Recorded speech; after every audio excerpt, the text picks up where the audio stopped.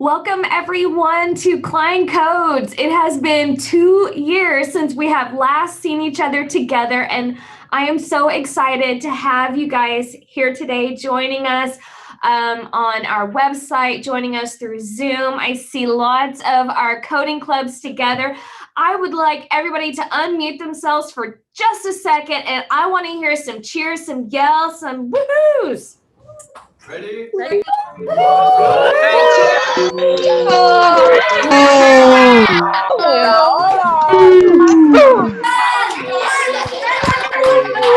it. You want the individual thing? Welcome, Okay, that's right. You don't have to everyone. just listen out. I am Jessica Jasper.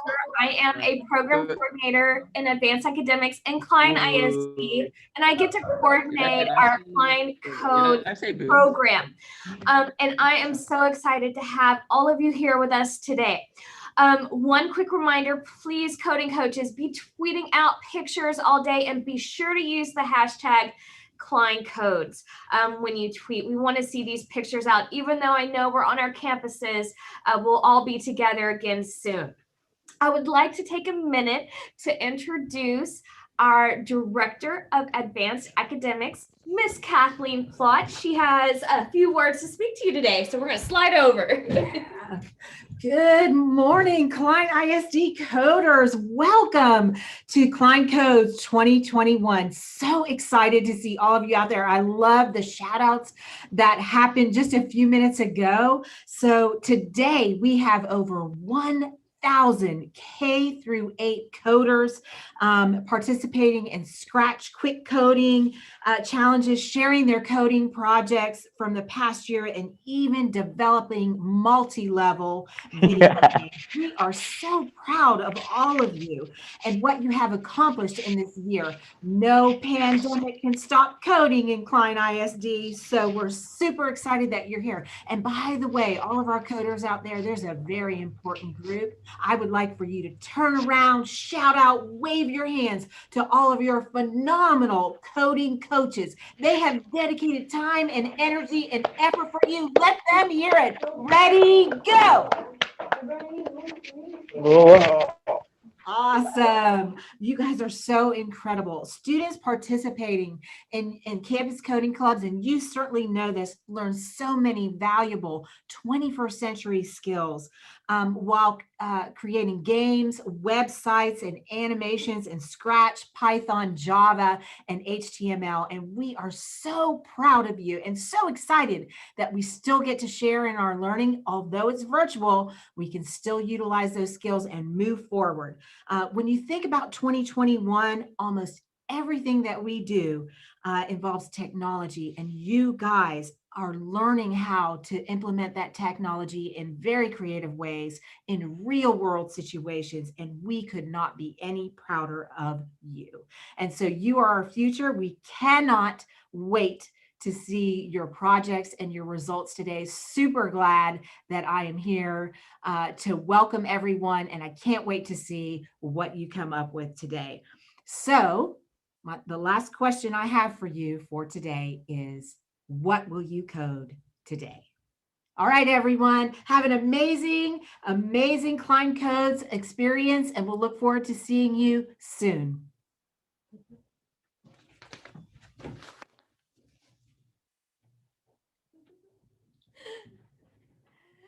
All right, let's give Miss Kathleen Plott a big shout out. She is our driving force for this program. And so I would like to give a minute. We're going to have some wonderful speakers today. We are proud to have one of our own join us from Klein High. He was once a Klein coder just like you. He is now a sophomore at Klein High, and he is going to tell you just a little bit about his coding pathway. So everybody, please give a big shout out to Mr. Vishesh Konduru. Hi, everybody. I just want to say that I'm very excited to be here. I also took part of Klein Codes all 3 years of middle school, and I love seeing that so many people here today are also taking part of it. Like Ms. Jasper said, Hi, my name is Vishesh Kunduru. I'm a sophomore at Klein High School, and currently I am taking courses in the computer science pathway at Klein High School. And I'm also the treasurer of the computer science club here at Klein High School. And today, I just want to talk a little bit about coding. So, what is coding? Well, put simply, coding is the language of technology. It's telling a computer what to do. And ever since I was a child, I've always loved technology. I was curious about how all these devices we used every day worked. Once I went to a summer camp where one of the classes was a game developing class, and in that class, I learned how to make a game and program using the software Unity. And I remember that the teacher let me help him with the project he was working on. It was a game, and he let me code a small part of it. But eventually, he got it released on the App Store, and I was just so happy seeing something that I was a part of actually being released in the world and that many people were playing it.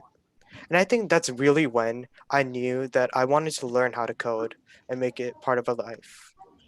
I'm sure everyone here has coded before or understands what coding is.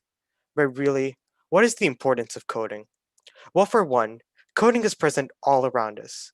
I'm sure all of you have looked something up on Google, called someone, and I just want to take a look around and see just how many things around you either run on code or were made thanks to code. Whether it's a computer, phone, cars, microwaves, video games, or Netflix, they all run on code. Even the devices and the internet we are using right now to be here in this Zoom is all due to coding. Our present day modern day community runs on code. However, while most digital things we do involve coding, only a small percentage of people actually know how to code. According to the IDC in 2014, 0.5% of people in the world know how to code, which is a very small number compared to the other 99.5%. And in this day and age, every job now is touched in some way by computer software, whether it's fine arts or in the medical field.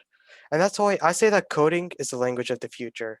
Like Mark Sermon, the executive director of the Mozilla Foundation, once said, coding has become the fourth literacy, and everyone needs to know how our digital world works, and not just engineers. And that's why I think more people should learn how to code, and it's awesome that all of you are present here to take part in this event. Coding not only allows us to create technology, but even as its simplest forms, it's a way for us to express our creativity and materialize our ideas. And I think that's why I continue to keep coding, not only for career opportunities, but for my love for it. Coding for me is a way to express myself. I like to create and learn new things while solving problems. And there's also a sense of satisfaction and completion when your code works, and I'm sure you can all relate. And now, I'd like to introduce our speaker, Rafeh Syed. Rafeh received his bachelor's in computer science from Georgia State University and received his master's in computer science from Georgia Tech. He has 5 years of experience as a software engineer and currently works at Salesforce and has worked for companies such as General Motors and the Home Depot. He currently resides in Atlanta and enjoys working on coding projects on the side. All right. Hey, everyone. Thank you, Vishesh, for that amazing talk. You actually took a lot of things that I was going to talk about too, like why we should all involve ourselves in coding. But I just want to thank Jessica and Mrs. Aisha Ansari for this opportunity to speak to each and every one of you. And so I would like to go ahead and get started. Is it okay if I'm somehow able to share my screen? Let's see here. All right. See if this works.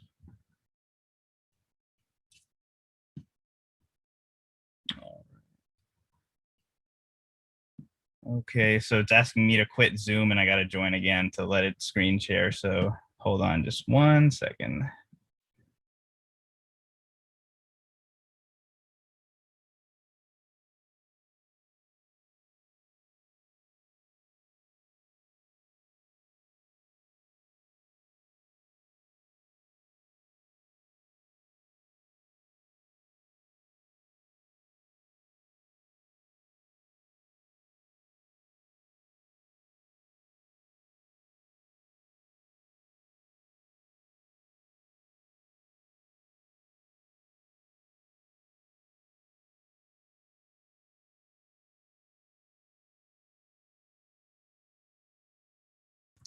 All right, let's get this started. I think that should work now. Let me just go ahead and share my screen.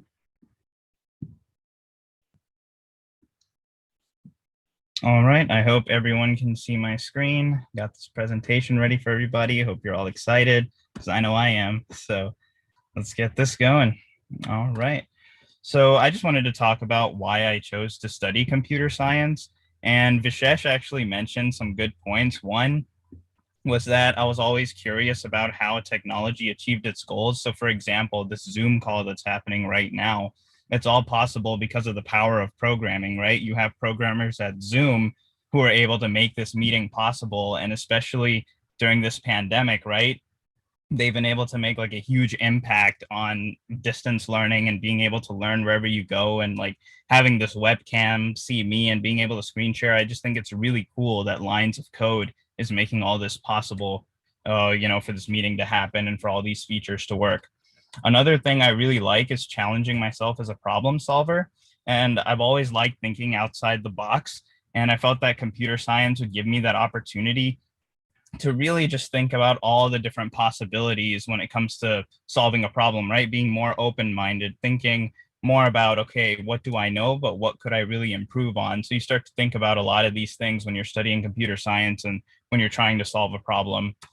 The next thing is that there are many, many, many career opportunities in computer science. Literally every industry needs software engineers. You have people in, whether it's in the education industry or like retail or, smartphones and devices and streaming services like Netflix, Disney Plus, Amazon Prime, and so on. Literally, we're surrounded by technology everywhere. That the 21st century is literally the technological century, I would like to say, where everything is becoming digital, and, there's never going to be a shortage of people needing coders and software engineers in the workplace. And it's also always evolving. So like you see advances happening in machine learning and artificial intelligence. You see self-driving cars now. Tesla now has their cars driving by itself, where they have this full self-driving feature where it knows like whether a pedestrian is walking, where to turn, how to exit a highway. I mean, this is really evolving. So that also means that you're always learning, you're consistently learning. And I really love to learn new things and just keep up to date with the latest technologies. So that's really something that keeps me excited and, really just keeps me going. And the next thing is also feeling of accomplishment, because when you think of a certain problem that you want to solve and you're able to solve it, it just feels so great. You feel like, you can pretty much create anything that you want, right? You can think about maybe creating a program that will send happy birthday emails to all your friends whenever it's their birthday, and it automates that for you, so you never actually have to feel guilty for getting someone's birthday, anything like that. You start to feel like, wow, I actually created this and it worked. And so you really feel like, you really accomplished something. You built it on your own because it was your brainchild. So next, I just want to talk about my pathway into computer science and just like where I am today as a software engineer. So the first thing was learning how to program. So I actually learned how to program when I was 20. This was actually 7 years ago, because in college, I was originally a computer science minor, but then I changed it to my major. So for those of you who don't know, a minor is where you're interested in a subject, but you don't really get a degree for it. You just take some of the classes that may specialize in it because you're interested in that. But when I took my first computer science course, I was like, wow, this is something that I really enjoy and love to do. So I had that as my major. And then in college, I pretty much took all of my major computer science courses in college when I was at Georgia State University. And that's when I got my degree. And then I decided that I wanted to go to grad school. So I went to grad school at Georgia Tech and pursued my computer science master's degree there.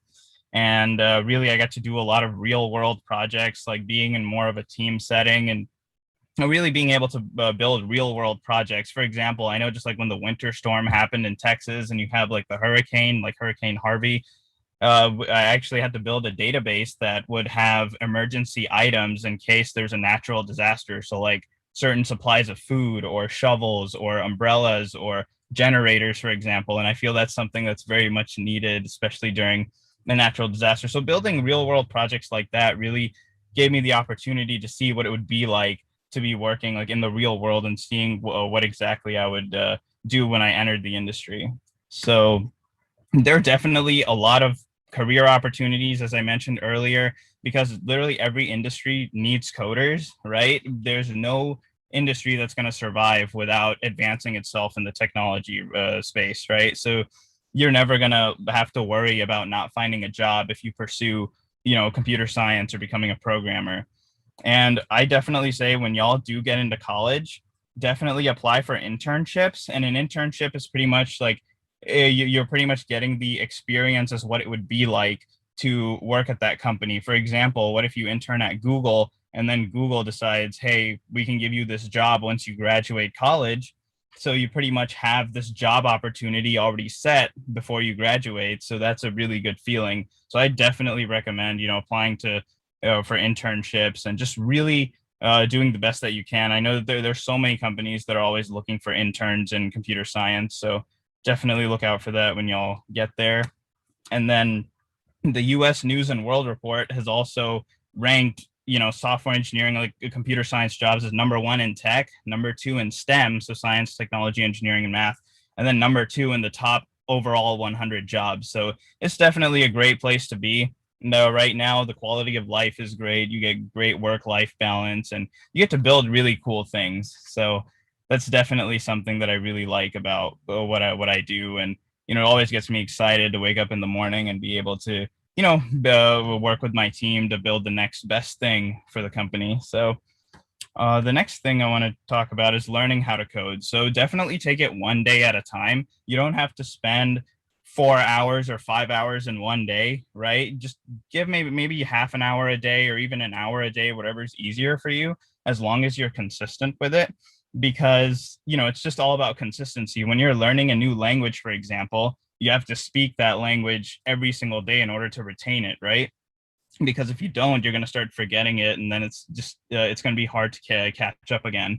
And definitely understand the fundamentals of when you're learning how to code, right? You don't have to memorize everything. You just first have to understand the concepts, right? It doesn't just go for when you're learning how to program. It's any subject, whether it's math, any of the sciences, even like history, for example. You have to learn like what happened and what caused the what was the causal effect of this event that was happening. So you really have to understand like the main ideas first before you start digging into the details. So this is where I get to don't memorize everything. So for example, if you have a non-native English speaker who's learning how to speak English, let's say that person said, I'm just going to memorize the whole Oxford English dictionary. That's not how it works, right? Like, you're not going to really get anything out of that.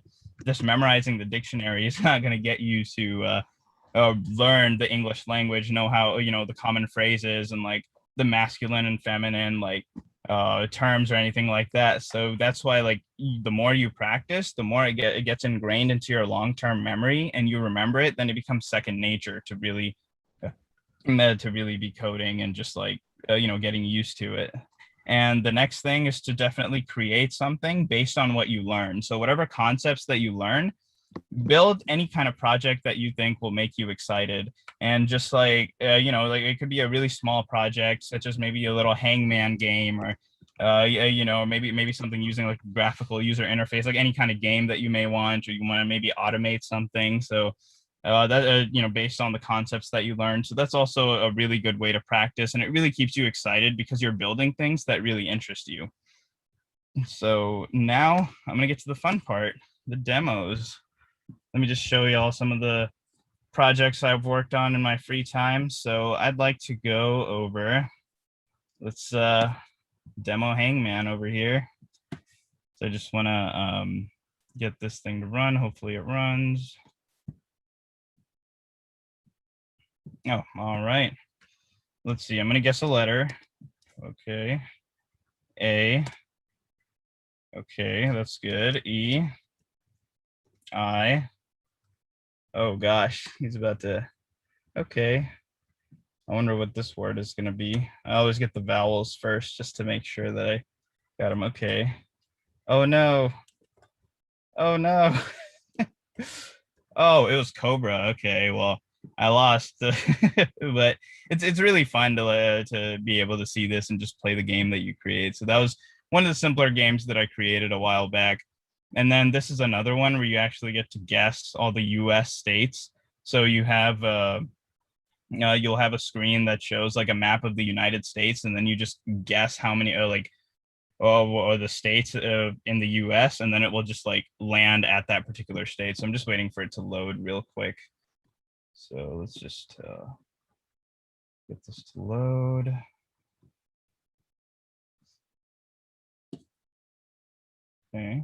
Okay, should be there. All right, so I can guess a state. So let's do the great state of Texas. Enter, it goes there. See Georgia, where I'm currently from, right here. You got Florida. So it says 3 out of 50 states correct. So it also tells you like, how many states you get correct. So this is another like a fun game that I really got to work on.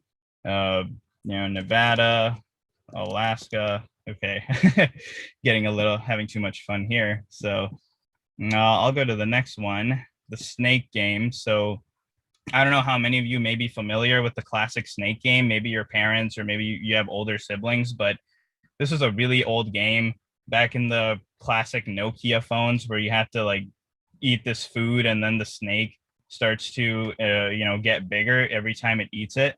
And so if you go out of bounds or it hits itself, then you lose. So it shows my high score is 15. I know that may be a little hard to see, but you just kind of have this little snake right here. And sometimes I get addicted just playing my own game. This is how fun these things can be. So before I get carried away, let's see, I got one more thing. I feel like, let's see here. This little screen share thing is showing up in the middle. So I'm trying to get to the next thing I created. Let's see. Okay, yeah. This one is called the turtle race. So you actually get to guess which colored turtle is going to win, whether it's the blue, purple, orange, or red. So I'm going to place my bets on the orange turtle. Let's see it do it. Oh no, let's see. Okay, so the purple turtle won, so I lost. Okay, let's try again. Let's try, okay, whoops. Let me just do this here. Red. Oh boy, purple, come on now. But these are some of the cool projects that I got to work on as I was learning Python, and so I just kind of brought them back just to show how exciting and how fun coding can be, and like how so you can even have fun just with the thing that you create. So that's definitely something that I really enjoy, like being able to build something just by thinking about it and then having it translated on the screen and then it comes to life. So that's really something that's that's really fascinating to me. So I just want to see if there are any questions now that I went through that. Does anyone have any questions or comments or any of that?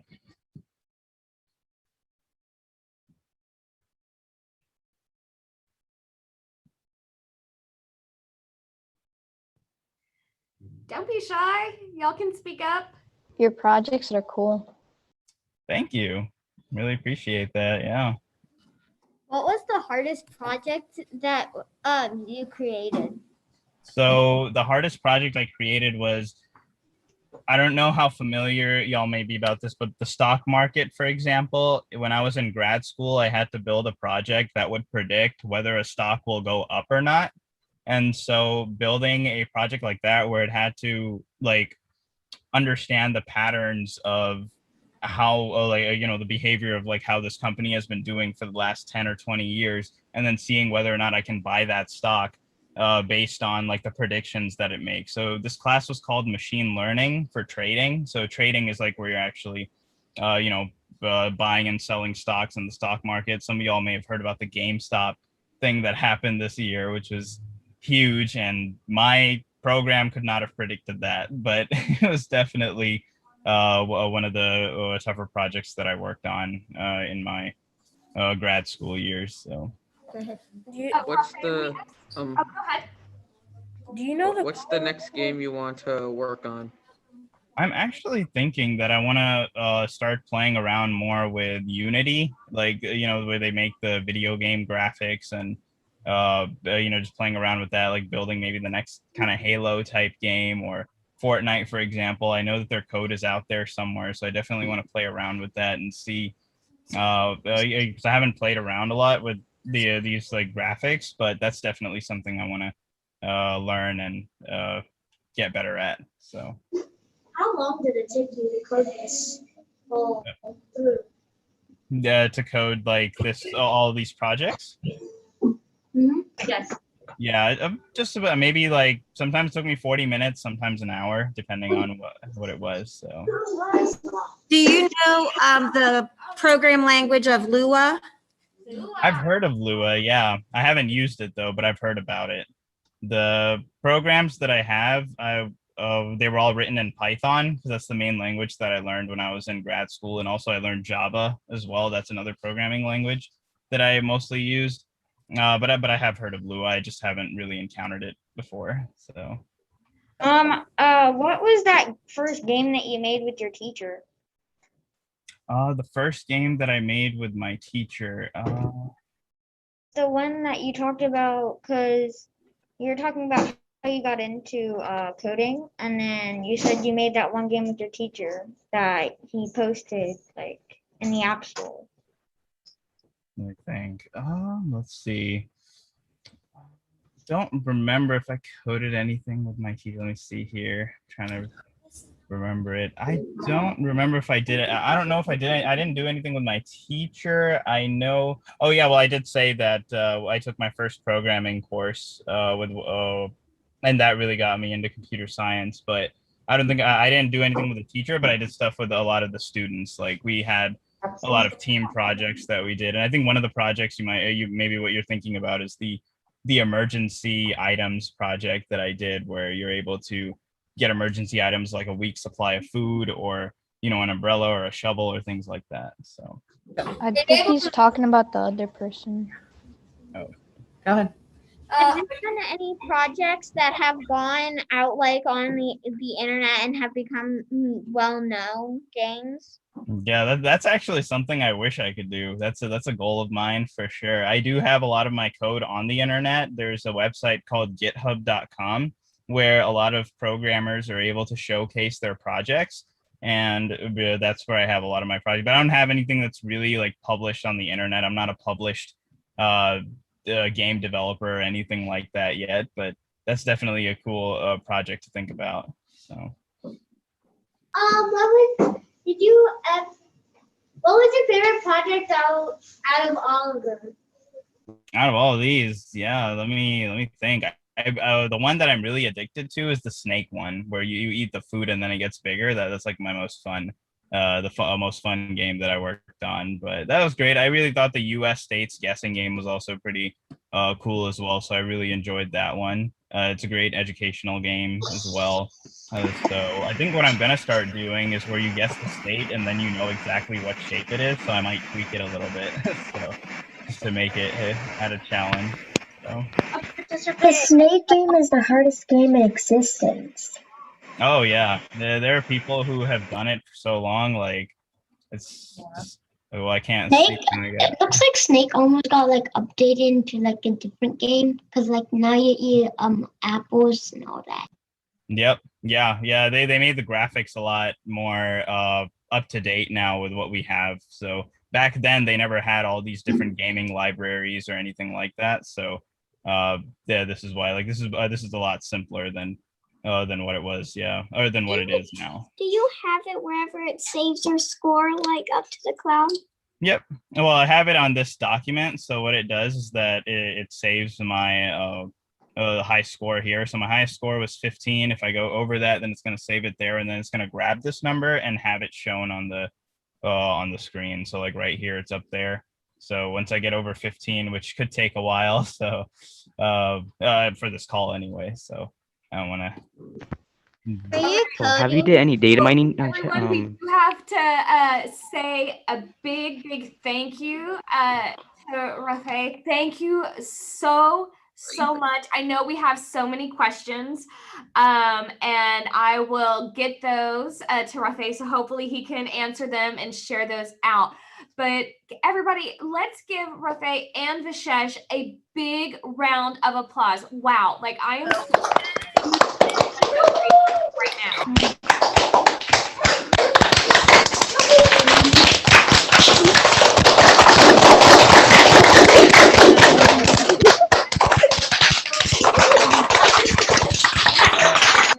wanting to create something today.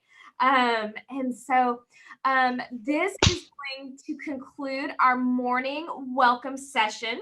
I'm going to be stopping live streaming in just a second because we're going to be moving into our quick challenges in about 7 minutes. So we'll have a brief break. But for those of you who are joining us on our website through the live stream, please come back at 2:30. We're going to be broadcasting our awards. We're going to be going into our quick challenges. For those students competing in Scratch in different beginning, intermediate, and advanced levels, and then later on, the students will be presenting their district challenges to appraisers, and we'll be coming back at 2:30 for awards. So once again, a big thank you and shout out to Miss Kathleen Plott, to Miss Vishesh Kanduru over at Klein High, and Rafe Saeed, who's joining us from Salesforce. Thank you guys so much. Thank you so much for having me, and I look forward to hearing more about the projects that everyone creates. So if anyone has any outstanding questions, I'm more than happy to answer them in my free time. So thank you. Thank you guys so much. All right, I'm stopping the live stream. And we're going to take a 5-minute break, and then we'll come back for my quick coders who are going to be joining